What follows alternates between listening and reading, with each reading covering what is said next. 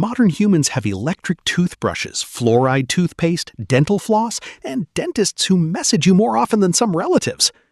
Ancient humans had none of that. Yet when archaeologists examine many hunter-gatherer skulls, they often find fewer cavities and jaws with enough room for the teeth. A teenager today can brush every morning and still need braces. A child living thousands of years ago could grow up chewing tough roots and somehow avoid the entire orthodontics industry. Somehow, the caveman is winning. Ancient humans did not walk around with glowing white smiles, gently biting apples for toothpaste advertisements. Many had chipped teeth, some had serious gum disease, others had infections, broken molars, or teeth worn almost flat. But two problems that are extremely common today appeared less often in many prehistoric hunter-gatherer populations: tooth decay and severe crowding. They were not secretly brushing with a magical leaf that dentists have been hiding from us. The answer begins with what they ate, how often they ate it, and how much work their jaws had to do while they were growing. Your mouth is full of bacteria. That part is normal. The problem begins when some of those bacteria receive sugar or easily broken down starch. They consume it and produce acid. That acid attacks the enamel covering your teeth. Saliva repairs some of the early damage, but repair becomes difficult when food keeps arriving throughout the day. A sweet coffee in the morning, a biscuit later, another snack because lunch was emotionally disappointing. The teeth barely recover before the next acid attack begins. Emphasize fewer easy meals. Ancient humans still had mouth bacteria. They simply did not feed them as conveniently or as frequently as we do.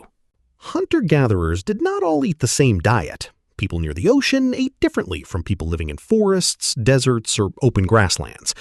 But many lacked a constant supply of finely milled flour, sweet drinks, and soft food designed to remain delicious for 6 months inside a plastic packet.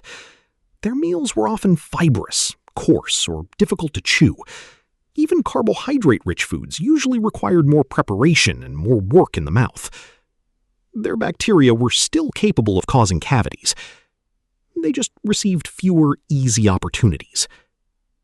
Then farming arrived, and the situation inside the human mouth began to change. Grain could be grown in large amounts, stored, ground, and cooked into softer food. Communities gained a much more reliable source of calories. Mouth bacteria gained regular office hours. Starchy food could lodge between the teeth and break down into sugars. Compared with many earlier hunter-gatherer groups, populations that depended heavily on farming often developed more tooth decay. That does not mean farming instantly ruined every human mouth. The change happened differently in different places. And some hunter-gatherers had plenty of cavities too. At Teforald, in present-day Morocco, one ancient population ate large amounts of carbohydrate-rich wild plant foods and developed unusually severe decay. Give ancient bacteria the right menu, and they behave exactly as badly as modern bacteria. Cavities are only half the story. The other difference is space. Many ancient jaws were broader and more robust. Modern jaws often seem to run out of room during construction. The adult teeth arrive. The canines begin negotiating for space. Then the wisdom teeth show up years later, acting surprised that nobody saved them a seat. Ancient children generally chewed tougher food. Meat could be fibrous. Plant foods could be coarse. Food crushed with stone was nothing like the soft flour we use today. That repeated chewing placed more force on the growing muscles and bones of the face. And growing bone responds to the work it is asked to do. Tooth size is strongly influenced by genetics and established early in development. The jaw is more responsive to the way the face grows and functions during childhood.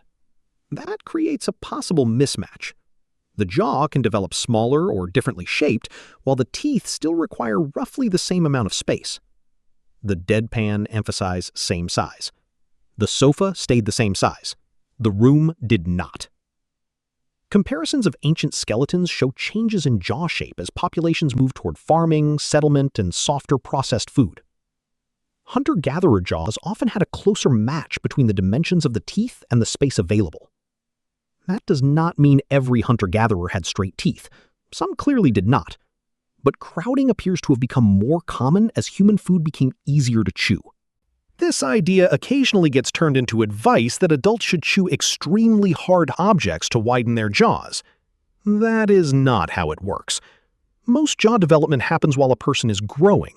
Genetics, childhood illness, breathing patterns, and habits can also influence alignment.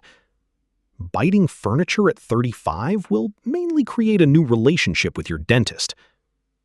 And ancient chewing came with its own problems. Their food could contain grit from soil or stone tools. People also used their mouths for work. Teeth could hold fibers, soften animal hide, or grip objects while both hands were occupied. Their jaws were being exercised. Their teeth were working overtime. Over many years, ancient teeth could wear down dramatically. The chewing surfaces of molars became flatter. Enamel disappeared. Once the softer dentine underneath was exposed, the tooth wore even faster. Moderate wear could remove some of the deep grooves where food becomes trapped.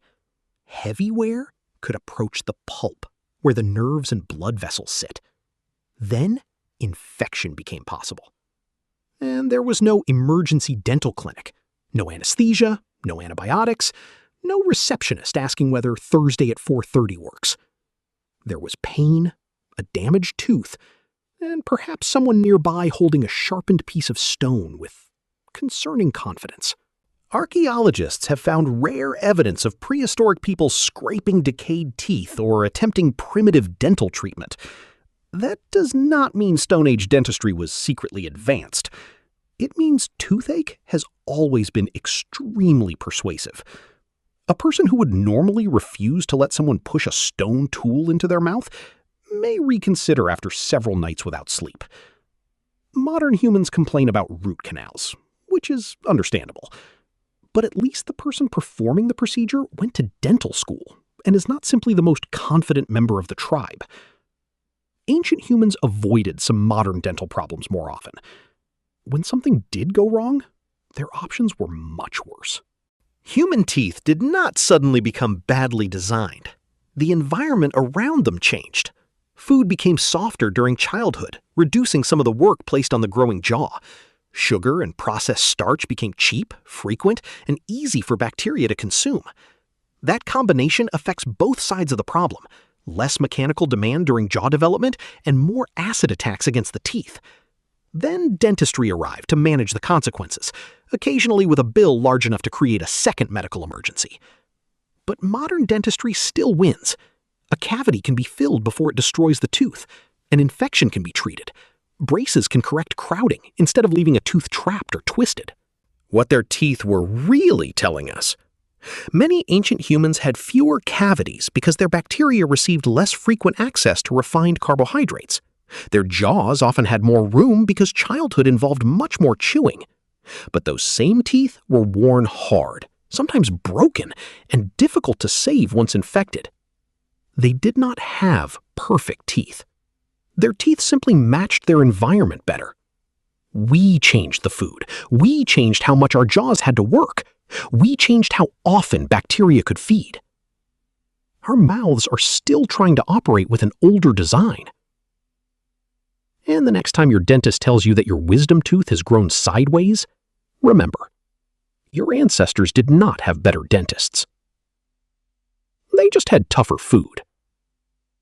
And absolutely no idea what a dental bill was.